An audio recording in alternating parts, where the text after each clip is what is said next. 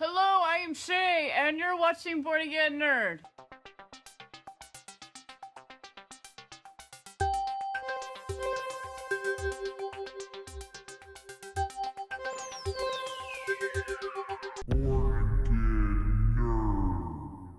So I'm down in my living room, guys. I'm watching the kitty because in my previous videos you might hear a cat in the background meowing. So you're here to see the 350 RG350. I just got mine a couple weeks ago. There have been some firmware updates already released for this unit, but before I dive into all that, I just want to give my first impressions of this unit. I've waited a long time for it. I had a little time to play with it. Now, I'm just going to show you what I got out of the box. I'm not going to show you any new firmwares or anything like that right now. I'm just going to give you my first impressions of what to expect when you do get yours. And if you're tech savvy or not, you can still enjoy this unit as is. You don't have to open it up and do all this weird stuff, okay? So, without further ado, let's just do that. Let me go ahead and show you what you're gonna get right off the bat.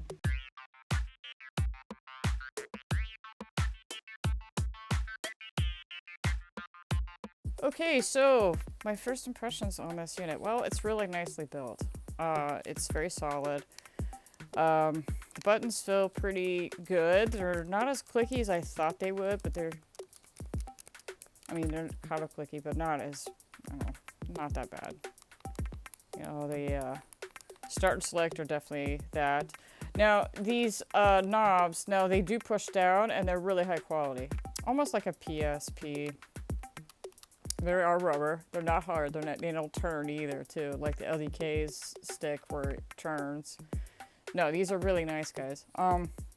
So you've got two dual speakers here, power, and this is your on and off, or your volume. TF card goes there. This is a reset button. Up here you got R1, L1, L2, R2, and then you have your data transfer and your power. HDMI out, it's a mini HDMI out. Does not work yet. It's not supported yet. And then you have your headphone jack and AV out, which doesn't work either. So when I got mine, guys, I didn't get a TF card already that had stuff in it. In fact, this unit came with nothing. It was bare. It had no extra card. Okay, so don't expect to get a already fully loaded SD card or TF card because they are starting to not do that. So hopefully you guys are savvy enough. If watching this video, you have your own games, because in this case, I had to supply my own games. Okay, so I'm gonna turn it on, show you guys what the interface looks like. So anyway, yeah, the emulators are about the same as you would normally see. You know, you've got your ports there. Now I have duplicates because I actually have an apps folder in my TF card that has these in it, so there's duplicates. So yeah, there's some games in here that you will get to play on. So if you don't have any games already and you want something to play out of the box, you have some of these to choose from. I not really tried any of these. So these are the emulators that come with the device. Okay, they're pretty much the same. Now, one thing to note, that this runs off Dingux. DINGUX operating system, not retro firmware. So it's a different system altogether, and putting stuff on here is a little different than just plugging it into your computer. So hopefully in the future episodes I'll have more information about that. But just wanted to get that out of the way. First thing I'm going to do is I'm going to hop in. Obviously it plays Nintendo games, Game Boy, it plays all those fine. What you're probably more interested in is that how does it do with PlayStation 1 games, and how well does it do at SNES games. So I'm going to show you guys a little bit of Star Fox on SNES. Now on my GPI case, this game is choppy. It's not playable. And on the other, like the RG300 and stuff like that, in which, you know what, let me pause the video real quick and go grab that. Okay, so I have Star Fox running on my RG300 right now currently. It's barely loading the logo. So I'm going to go ahead and hop in here real quick. Now, this is to showcase both of them. Like, what is the differences? Alright, so this is the RG350. This is the 300. Okay, and I'm in the same spot. 49 frames per second right now. What's this one at? Let's see if I can go ahead and show you the frames per second real quick. But I can turn on my analog stick. That's fine. Full screen will go smooth. And then I'm gonna save my game or save. I'm just pressing and it's really, and it says it's at 61 frames per second. So I'm on the same 49 frames per second. Okay, so I'm gonna go ahead and hop in the RG350 and show you some gameplay. Now remember guys, this is the a stock firmware that I'm running on, okay? I haven't done any tweaks to this at all. I'm just showing you what you get out of the box. This is what to expect. Now you can see here, it looks pretty fluid even though the frames per second is kind of dropping. I'll listen for sound differences. Okay, so I can use my analog stick because I turned it on the settings, emulator settings. So you guys can see that. So it does have some kind of a frame skip setting to it, but it's playing the game. Like, I can actually play this game. It's playable. You can already tell the screen differences. Okay, so that's pretty bad, right? Nothing bad about the RG300, but that just goes to show how different it is between the two. So what you're getting a whole different unit. So if you're still on the fence and not sure, and you have the RG300, this hopefully can point you in the right direction if this is for you or not. And I crashed. So let's move on to the next game. Okay, so this is a really good game to test out, guys. Tekken 3. There's a lot of us in the retro community use this game to test stuff, to see how well things work. So this is on stock firmware. Now, I do want to make a note.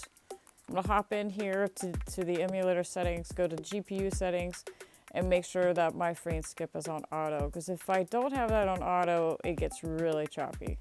So I'm going to show you that right now, what that looks like. Okay, I'm going to turn that off. I'm going to go back to main menu, go back to the main menu, go ahead and start. Now you can tell it's a little bit dropped on the frames per second up there.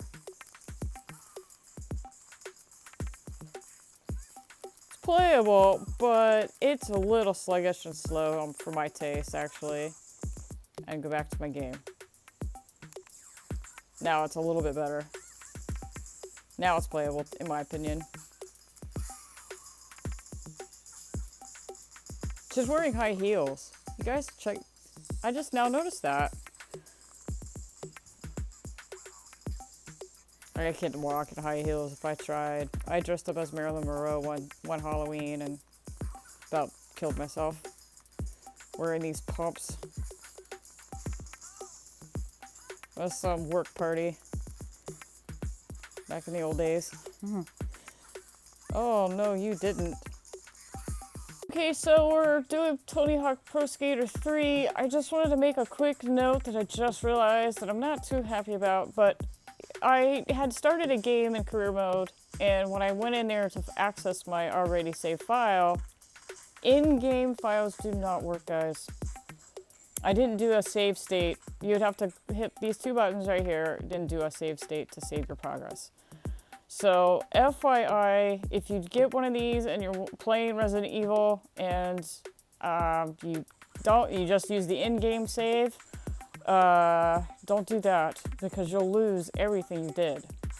Because I try to load my career up and it's saying, no, I don't have it. I don't have it. Just because it says it has a memory card when you save doesn't mean this unit actually has the actual save card. So, memory card or whatever you want to call it. So, just FYI on that. Now, I don't know if the new firmware has that improved where you can save your in-game files on PS1. I don't know. I'll find out later. And, but I'm just going to pick a guy. We're going to go with a Tony Hawk guy. I'm just going to go to the Foundry. That's fine. I'll let it load for a minute because I loaded it up once before and it got really choppy on me. And so I had to exit out the emulator and go back in. And it seems to be working okay now, so. Now, also to note, these do not work at all. All right, as you can tell here, they're not working. The new firmware does allow these to work in PlayStation 1, but out of stock firmware, it does not work. So just FYI on that too. Don't be expecting your knobbies to work right out of the box on all the emulators, because they don't. That was a big blow. I couldn't believe it. I couldn't understand why they would ship this thing out and not have the knobbies working with the emulators. I just couldn't figure that out. I'm not doing very well, guys, but it's playing great. So most of your PlayStation games will play on stock firmware just fine. No worries there. And I really like this game, so I'm set. I'm set. As long as I have Tony Hawk, I'm good. And Resident Evil. But this is a fun game to play on the go when you're in the bus or something. It's just fun. Just a fun game. So, with that said, I'm going to end this video now because there's not really much else to talk about until I get this thing updated. And when I get this thing updated, I will show off a video of that. And if you want to see some other games played on this unit, please comment below. There have been some folks that have done a beta testing with Nintendo 64, but this processor just won't cut it, guys. If you want to do a Nintendo 64, you're going to have to go Pi. That's just, or a CM3, Pi, whatever you want to call it. So that's that. But anyway, if you haven't subscribed yet, please hit the subscribe and like and hit the bell for more up-to-date videos. And if you have already subscribed, thank you guys. I appreciate it so much. So, with that said, I'm going to do a little bit more playtime. I'm going to say no, stay clear because it doesn't work. And give you a little bit more of a little Tony Hawk feel. And the next video I do for this guy will be an updated firmware. So stay tuned for that, guys. And thank you for tuning in and watching me fall down. All right, I'm out of here.